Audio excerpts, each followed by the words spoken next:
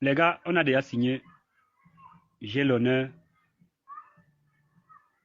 mais je ne crois pas que c'est parce que je ne vois pas que parce qu'on a signé j'ai l'honneur que on va risquer nos vies. On paie nos vies chaque jour comme si donc la vie militaire maintenant au Cameroun, ça n'atteint même pas la vie d'un poulet. Oui, vous voyez comme le poste qu'on a attaqué. Regarde comment les camarades sont boucanés, comme si quelqu'un était en train de boucaner la viande. C'est terrible. Au Nozo, chaque jour, les frappes, les militaires se couchent. On prend quelles mesures? On ne dit pas qu'on tue tout le monde avant qu'on réussisse la guerre. Mais, comme au Nozo, on dit c'est la crise, c'est la crise, c'est la crise. Bon, vous-même, vous voyez que on met beaucoup de volonté. Mais, ce qui est vrai est que le genre de crise-là, on ne peut pas finir ça par les armes. La guerre ne peut pas finir ça. Les militaires ne peuvent pas finir ça. Ça veut dire quoi? Ça, c'est le truc politique. Très, très politique. Il faut le dialogue. Nous, les militaires, on est quoi dedans? On n'est rien. On était quoi dedans? On n'était rien. Quand ça commençait, on était quoi? Est-ce qu'on savait? On connaissait. Mais aujourd'hui, ça devient comme si c'est notre problème. Ce qui se passe au Nozo, nous, les militaires, on n'est rien dedans. On combat avec les gens que on ne les connaît même pas. Mais seulement la parole qui peut sortir dans la bouche des gens, ça peut changer ce problème. Sans que nous, les militaires, on utilise les armes à un niveau, on perd nos vies comme on est en train de se perdre comme ça. Mais c'est devenu maintenant, c'est comme si c'est nous, les militaires, qui doivent maintenir la paix. Or, même si on dit qu'on a déployé combien de militaires là-bas au Nozo, je vous dis qu'on ne peut pas maintenir la paix. On ne peut pas. Ce n'est pas notre problème. On va tout faire. On a autant fait. On a changé quoi? Ça aggrave. Les gars développent les méthodes chaque jour. Les technologies, ça augmente chaque jour. L'équipe paie, c'est nous. Les gens restent au bureau. Ils chantent. Quand ça arrive, ils n'étaient pas vigilants. Ils avaient abandonné le poste. Ils buvaient le vin. Ils étaient partis chercher les femmes. C'est à nous qu'on dit ça. Ils sont sur le terrain avec nous? Non. Mais tous les mots durs, ça sort. Le poste même, qu'on a attaqué là-bas, à l'extrême nord, nous, on a fait le poste après le poste là. Que toute l'inspection est sortie de Mora. Que l'armée a envoyé, ou dit le gouvernement. Ils sont arrivés dans notre poste. Et même ils ont vu, là où nous on était. On sortait de l'argent dans notre poche. On payait les villageois, y compris nous-mêmes, pour faire les postes de combat. Dur, on creuse le sol. Parce que c'est nos vies. On avait décidé de faire, tout le monde a cotisé l'argent. Et chaque fois, on cotisait l'argent pour faire les postes de combat. Parfois, tu es même malade. Tu pars, on te dit même qu'il n'y a même pas le paracétamol. Tu es obligé d'aller soit dans un petit village pour chercher les comprimés à boire. Ne bois pas alors. Tu vas faire comment? Tu vas aller chercher.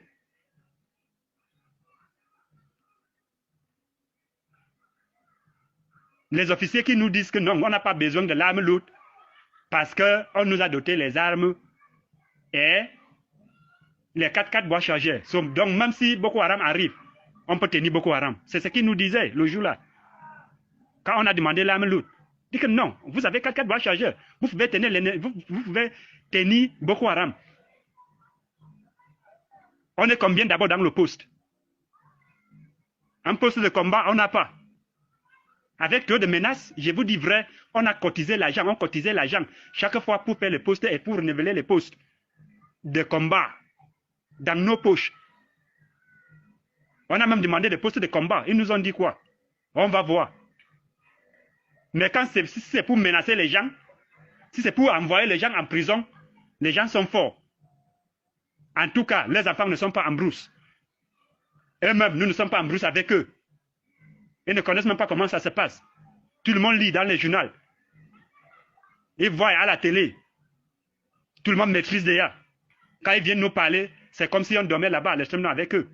L'extrême nord que tu pars en tant que militaire, tu peux faire une mission. Un an, en tant que militaire, tu peux faire une mission, un an international, tu rentres. Tu es incapable de dire à tes enfants que mes enfants, je suis rentré. Voilà quand même peut-être, je vais m'acheter un terrain. Je vais m'acheter un tôle. C'est la mission que je suis parti faire pour un an qui m'a donné ça. On part faire des mois au Nigeria pour l'offensif. Vous rentrez avec quoi? Rien. On vous menace même. Donc vous voyez, nos vies ne les servent à rien. Si vous voulez mourir, vous n'êtes pas nos enfants. Ça ne les concerne pas. Ça va donc changer comment? Surtout qu'en Afrique, aujourd'hui, on a les leaders qui savent déjà que non. C'est derrière la guerre qu'on profite. C'est derrière la guerre qu'on s'enrichit. En tout cas, il y a les militaires qui vont mourir sur le terrain. Nous, on gère l'or. Vous voyez un peu ça? On va donc s'en sortir comment? Vous voyez comment la force? Pour avoir même la dotation, une mission internationale, c'est un problème. Il y a les gens pour avoir même une tenue, c'est un problème. C'est normal. Le jour qu'on fait, tu fais un petit truc, tu vois seulement le message. On t'a mis en désertion. On a coupé ton salaire. On a coupé ta prime. Ainsi de suite. Ils sont où? Au bureau. Ils font tout le travail là. Nous sommes où? En brousse. Quand on part sous nombre. Quand on rentre, on perd beaucoup de camarades. On vient toujours les trouver au bureau. Tu rentres même avec quoi? Rien, les mains vides. Tu es même à la force, là où tu dis à ta famille que je suis en mission internationale pour un an. Les petits problèmes, tu n'arrives même pas à résoudre. Mais tu es en mission pour un an, en tant que militaire. Est-ce que c'est normal? On meurt comme les poulets. C'est vraiment, c'est pas la grâce de Dieu que nous on vit. C'est pas la grâce de Dieu. Et on doit beaucoup prier. Quand il y a un petit truc, on a frappé un poste. Les gens n'étaient même pas là. Mais ils vont vous dire comment ils étaient en train de chercher les femmes. Il n'y avait personne au poste. Hein? Ils étaient partis boire le vin. Ils étaient en balade. Quelqu'un qui ne sait même pas au terrain, il vous rencontre ça. Vous voyez? On n'était pas vigilants. Les mots durs. Mais pourquoi ils ne posent pas les questions comme les enfants qui sont là-bas, au poste, pendant un an, leur morale c'est quoi? Leur morale c'est quoi? C'est quel genre de mission qu'un militaire peut faire pendant un an? Pendant un an, tu rentres plus pauvre quand tu étais même parti. Pendant un an. C'est la honte pour nous. C'est la honte pour nous. Mais, on a déjà signé. Et comme on ne peut pas déposer notre pays, on va sauf que faire le travail, mais que tout le monde se protège. Tu ne te protèges pas, tu ne peux pas aussi protéger le camarade. Que Dieu nous protège aussi. Parce qu'on compte seulement sur Dieu. C'est le bon Dieu qui nous garde. Ça ne va pas vraiment. Ça ne va pas. Regarde nos zones, on a déjà perdu combien de militaires. On continue à perdre. Voilà la force qu'on dit qu'on a créée. Combien de pays? Jusqu'à aujourd'hui, un État au Nigeria que Boko Haram a pris. On est incapable de prendre même un tiers de cet État que Boko Haram a pris. Nous sommes incapables de baisser même la tête de Boko Haram. Mais tu attends un costaud, non. La force multinationale mixte. On profite même quoi derrière ça? Rien.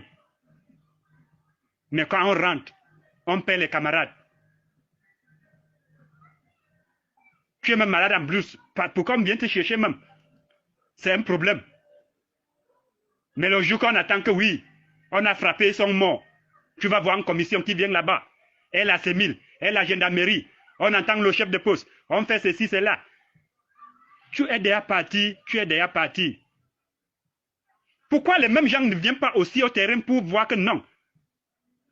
C'est qu'on vous a donné au poste n'est pas suffisant. Là où vous êtes basé, la situation de là-bas où les conditions ne sont pas bien. Mais c'est quand quelque chose arrive, tu vois les gens avec les vestes, les costauds galons. Oh, les questions. On entend la CEMIL, la gendarmerie, tout le monde vient t'entendre. Voilà ce que nous, voilà ce que nous avons subi. Les camarades sont là-bas à la mort.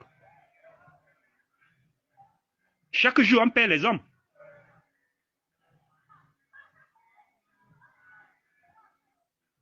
J'ai dit encore que le bon Dieu nous protège et que chacun se protège.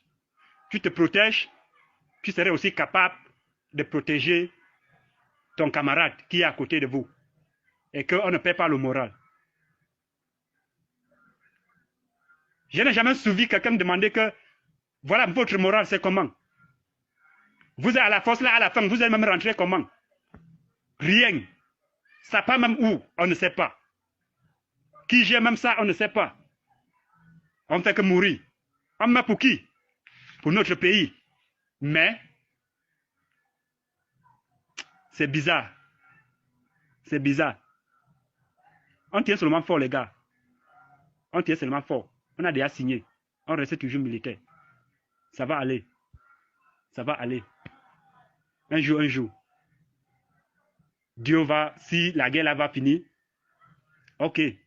Dieu va nous aider, ça va finir. Si ça ne va pas finir, ok, on continue à faire la guerre. Mais, pour dire vrai, tout le monde doit mettre dans sa tête que le Cameroun, l'état qu'on traverse maintenant, c'est difficile. Et ça va durer. Et si on ne fait pas l'attention, ça va augmenter. Mais nous, les militaires, nous sommes rien dedans. Nous sommes rien dedans. On ne peut prendre aucune décision. Parce que si c'est qu'on prend les décisions, ça, soit on va finir nos populations, soit nous-mêmes, on va plus perdre nos vies, ou ça va compliquer les situations. Nous sommes rien dedans, mais c'est nous qui paie chaque jour. C'est nous qui paie chaque jour. Comme d'autres qui sont morts. Maintenant là, tu laisses ta famille à qui? Le jour qu'on t'enterre, on va donner quoi à ta famille? Le salaire, on coupe. En tout cas, tu es déjà mort. La famille reste et souffre. C'est bizarre.